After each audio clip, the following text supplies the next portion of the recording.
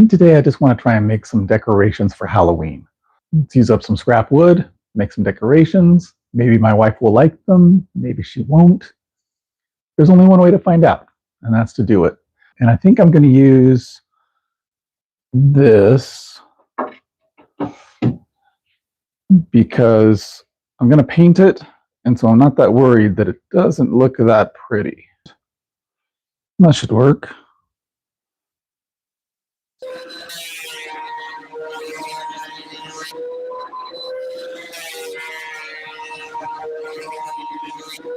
I didn't try actually jointing it or anything. I just ran it through the planer on both sides to clean up the surfaces. I used a can of spray lacquer as a template for drawing out my ghosts.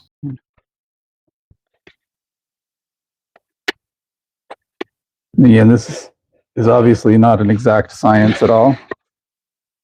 Not really worried about these matching, or in fact, I think a little bit of variation might be endearing.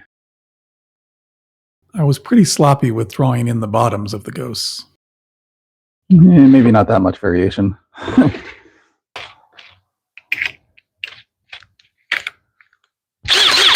That should work. I used a Forstner bit to drill out the eyes, but may have drilled a little deeper than necessary. I usually forget to plug in the bandsaw. So I'm always like, oh, our next step is turning everything on. And then I try to turn it on and it doesn't turn on.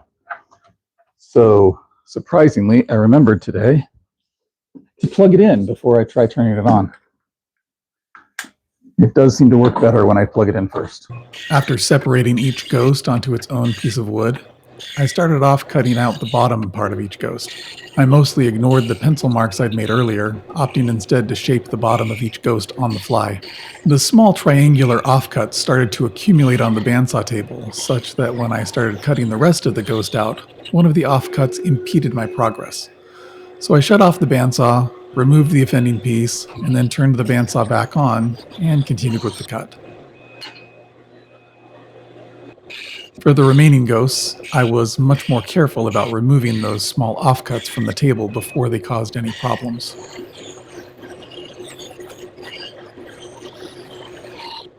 I considered additional steps to pretty up the ghosts, but then decided not to because most of my projects are based on my capacity. Sorry, my limited capacity. So I was thinking to just mount the ghosts onto this plywood. So I was thinking to paint the plywood black, paint the ghosts white, just kind of arrange them haphazardly, sort of. But I think I want a little bit more dimensionality. So I was thinking to put little blocks of wood underneath that wouldn't be very visible, that would also get painted black. So then these ghosts are kind of have the illusion of floating a little bit more. This is only the second time I'd ever used the belt sander.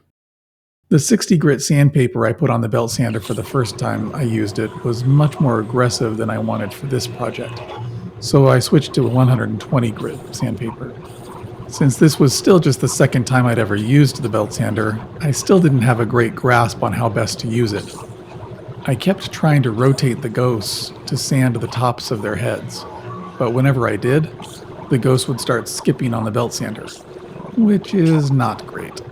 Thankfully, the live audience told me through chat how to avoid that problem by using the fence. If I had brought it over here, I could have used the fence better. Yeah.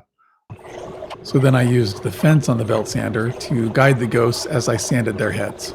In addition to being a lot safer, it worked a lot better.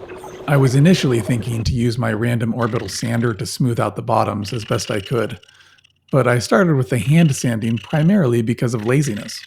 Usually my laziness is a contributing factor for using the power tools, but this time I was hoping that it would be less effort to just do it all by hand. If I had been thinking, I would have just made them all more like this, so I had fewer surfaces to sand and easier to get to. But I'm thinking I should probably round off the edges on this plywood, give it a little bit more rounded look, kind of like our ghosts, or not so rounded, like the bottom of the ghost. I went back to the can of spray lacquer as the primary shaping implement, marking each of the 4 corners so that they would no longer be corners. All right, let's cut these off. Turn on the shop vacuum, turn on the band soups. I've been told that the bandsaw tends to work better when it's been plugged in. Remembering that small offcuts can be problematic if left on the bandsaw table surface, I implemented an innovative new method to remove the small offcuts from the table without endangering my fingers around the blade. More sanding ensued to smooth out the plywood edge and the somewhat uneven marks from the bandsaw. I'm not worried about the plies showing because, again, I'm just going to paint over it. So if we've got these guys, I kind of want some of them, all of them, kind of coming off the edges a little bit. And then I can just use some of this stuff, some of my waste from before. You may notice that these 4 pieces are in no way uniform. I didn't measure or anything when I cut them out on the bandsaw. They'll be hidden from view by the ghosts, so I just wanted them to be big enough to support the ghosts and small enough to not be very visible once the ghosts were in place. I was also somewhat stingy on the glue, not wanting to deal with a lot of mess from squeeze out. I wasn't intending to clamp them down at all. That should work. But when I realized I had brad nails that would be long enough to hold the pieces without going through the back of the backing board, I decided to employ the brad nails as clamps. Actually, I got more brad nails in there. I think thought I might be running pretty low, so I was only going to do a single brad nail for each, even though it could pivot on that nail. But knowing that, oh, cracked that one. Oh well.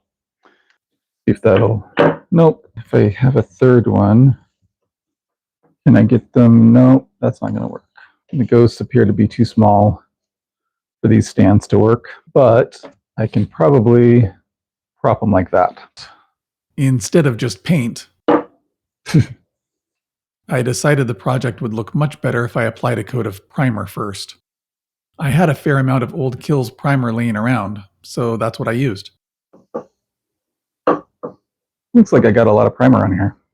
I may have been able to get away without the primer on the backing board since the spray paint I would use was a paint primer mix, but the white paint I ended up using for the ghosts was definitely in need of a primer layer first. I had intended to use rubber gloves during the priming and painting phases of the project, but I kind of forgot about that in my excitement to mix up the primer. Luckily, all the primer that got on my fingers came off easily enough with just soap and water. I did find out later, though, that my fingers were not the only body part that had attracted the primer. And then try to leave kind of a thin layer so that it will dry quickly. Then after the primer, oh, I didn't readjust this, did I? After the primer dries, I think I'll sand off the top of those guys, and then probably put a little bit of tape or something on them, spray paint it black, paint those guys white, and then once the white dries on these guys, then I want to paint the eyes black on the ghosts. If I'm doing spray paint, that might not work as well. So let me see what else I've got for the eyes on those guys. We've got our ghosts. I'm going to move the ghosts out of the way for the moment.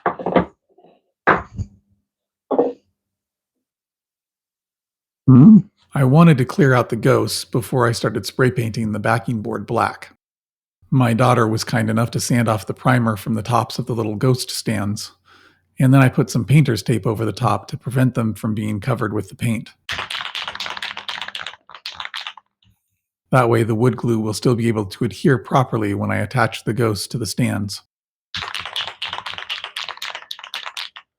It took me a bit to get the black spray paint to start dispensing from the can as evenly as I wanted. Maybe I should have shaken it up a bit more before I started spraying. I was trying to get even coverage over the entire board. And I think I ended up with a pretty solid first coat. And I'm going to try and do the edges first. And then after the edges, I'll try to set it down and do the front. Unlike before applying the primer, I remembered to put on rubber gloves before painting the ghosts. And it's a good thing too, because I couldn't think of a good way to paint all around each of them without picking them up in my hand and getting paint all over me. The paint I was using on the ghosts had been left by the prior owners of our house. They had used it to touch up the paint on the baseboards and trim. Sadly, it was not great paint. It was very thin and somewhat difficult to work with. It splashed around a bit, getting a few splotches on the backing board that had just been painted black. So I ended up having to spray paint a second coat of black on the backing board.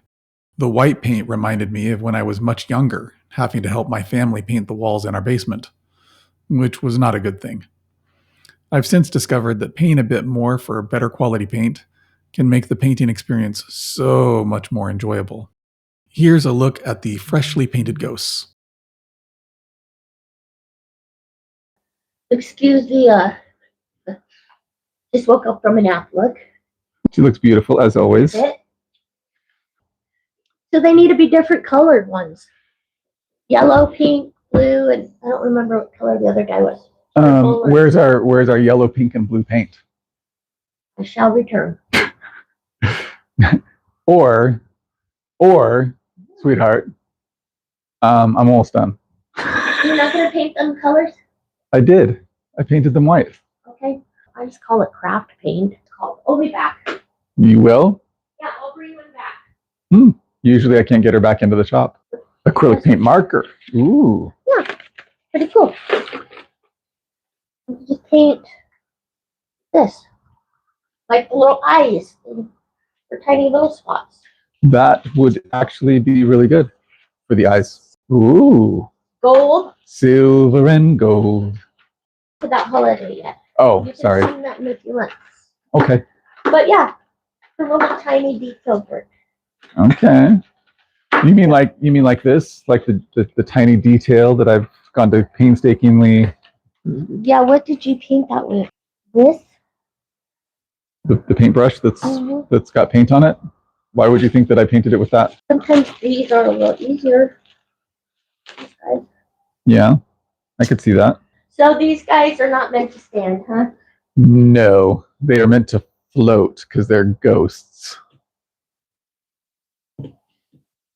I wouldn't mind if you leave your black acrylic paint brush or paint marker thing.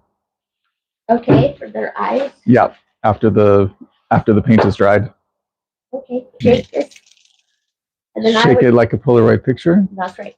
And then I would test it on paper a little bit.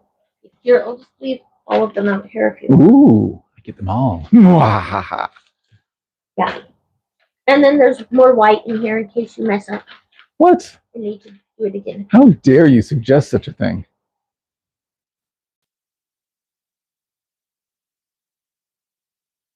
Little ghosts.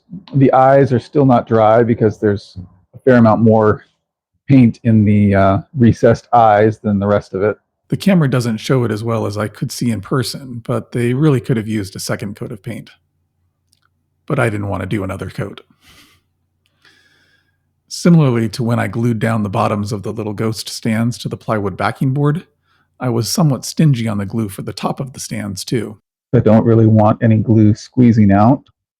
I put down a small amount of glue for each little stand, and then used the tip of the glue bottle to spread the glue around to maximize the glue coverage. Gluing the ghost to the stands was a bit nerve-wracking because I wanted to get good adherence to each stand without putting a lot of pressure on the face of the ghosts and potentially messing up the paint.